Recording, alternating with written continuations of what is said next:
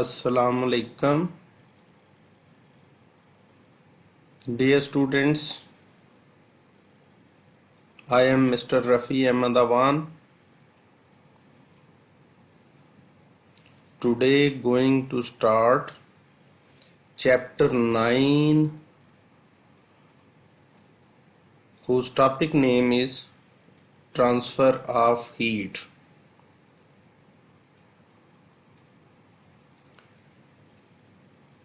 To explain this word transfer of heat, I have drawn two big spheres. One is in red color, which is at higher temperature, and the other sphere with blue, which is at lower temperature, as written on both the spheres. It is observed whenever two objects at different temperatures are brought close to each other, then transfer of heat takes place. For example, if I bring this blue sphere in contact with this red sphere, heat starts flowing from hot body to cold body,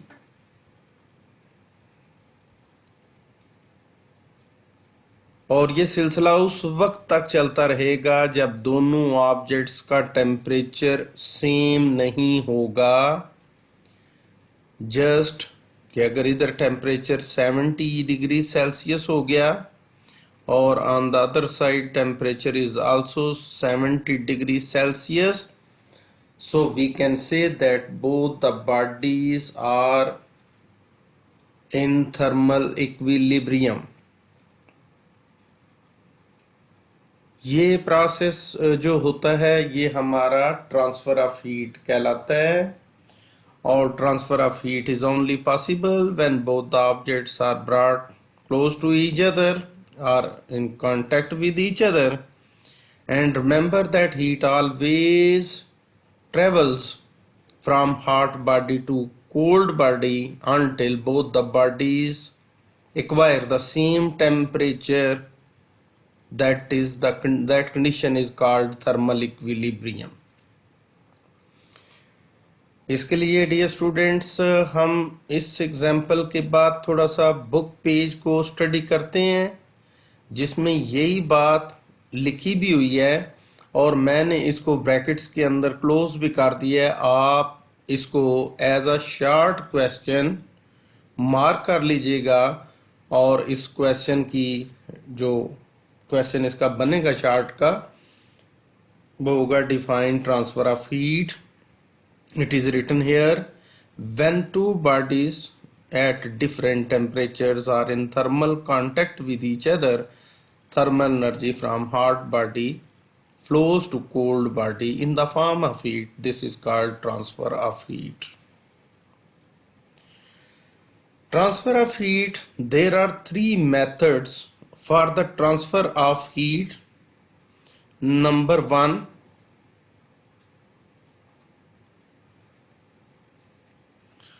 conduction.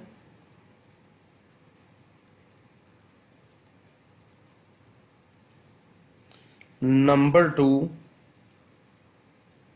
convection.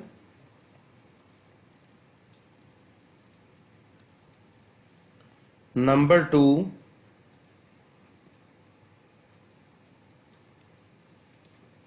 convection. And number three,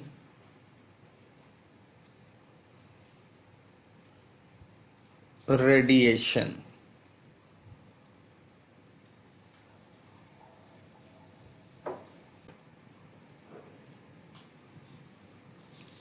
Now I will try to explain the processes of conduction, convection and radiation with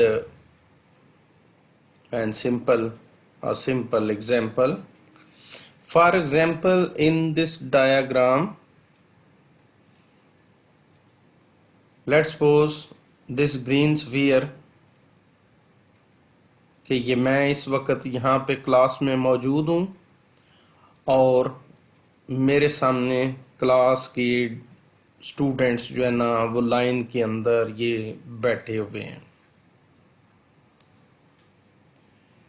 मेरे पास ये green colour की एक book है और मैं चाहता हूँ कि इस बुक को मैं क्लास के एंड स्टूडेंट के तरफ जो है ना इसको I want to send this book to the last student of the class.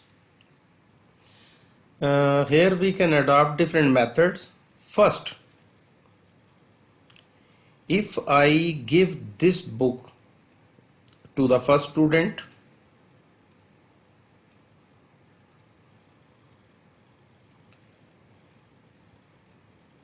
and I ask this student, please deliver these books one by one to the last student. For example, मैं ये book जो है इस बच्चे को पकड़ाई, उस बच्चे ने बैठे बैठे अपनी सीट पे इस बच्चे को पहुंचा दी।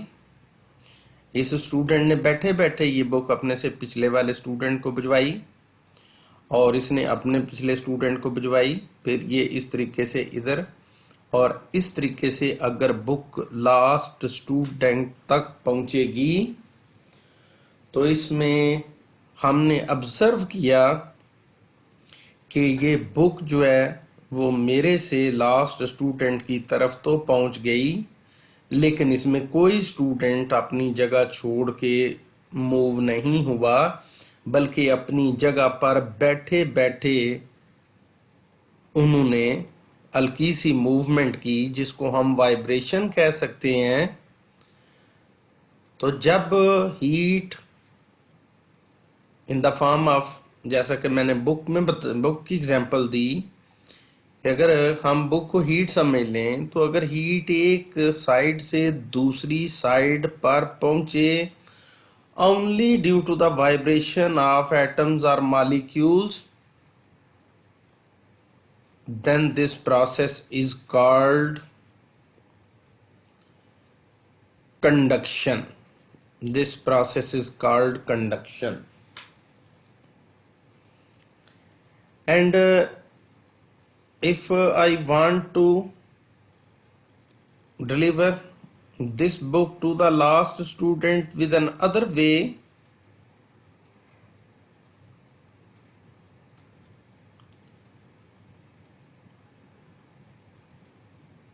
I adopt another method कि मैं ये कहता हूँ कि फ्रंट वाले बच्चे को, ये फ्रंट वाला जो स्टूडेंट है इसको कहता हूँ कि बेटा ये बुक जो है इसको आप यहाँ से मेरे से रिसीव करें और खुद उठकर जाकर चलते चलते ये हीट या बुक जो है लास्ट स्टूडेंट को ट्रांसफर कर दो। तो ऐसी सिचुएशन में हीट ट्रांसफर तो हुई from front side to the back side, but in this movement कि ये जो बुक मूव हुई है it is due to the actual movement of students, या हम एक्चुअल मूवमेंट ऑफ मॉलिक्यूल्स भी कह सकते हैं। तो ये मेथड जो अडॉप्ट किया गया, जिसमें एक स्टूडेंट फ्रंट से चलता हुआ बैक साइड पे गया और जब मॉलिक्यूल्स खुद एक जगह से दूसरी जगह मूव करके तो हीट को ट्रांसफर करते हैं, then this method is called convection. Now we discuss another method, that is the radiation according to example, जो कि मैं इसमें इस्तेमाल करूंगा उसके मुताबिक। तो ये इंतहाई एक मैनर से आउट बात होगी कि मैं अगर इस एग्जाम्पल के अंदर फॉर एग्जाम्पल ये बुक मेरे पास है, मैं इस बुक को जस्ट लाइक कैच किसी को पकड़ाते हैं बाल का, इस बुक को थ्रो करूं और बुक उड़ती हुई इस स्टूडेंट की तरफ जाए, और अगर ये बुक स्टूडेंट उसको कैच कर लेता है तो ये जो बुक स्टूडेंट ने कैच की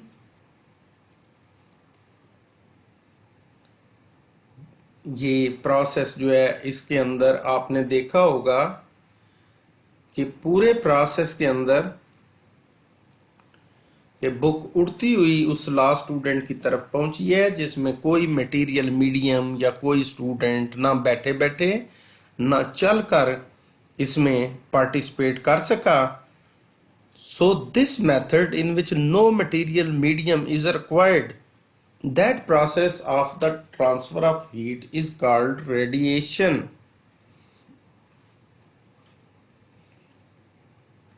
सूरज से जो रोशनी हमारी जमीन की तरफ आती है तो रास्ते में बिल्कुल वैक्यूम है, खला है, कोई मटेरियल मीडियम नहीं, ना लिक्विड ना गैस ना सॉलिड, लेकिन इसके बावजूद सूरज से रोशनी हीट एंड लाइट लेकर जमीन तक पहुंचती है. It is all due to radiations.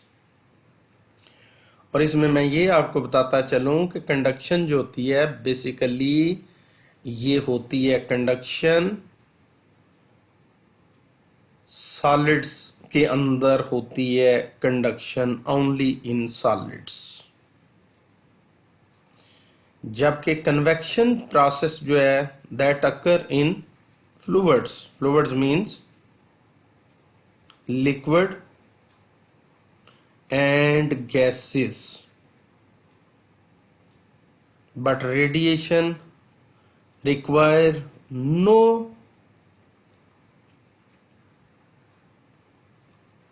material medium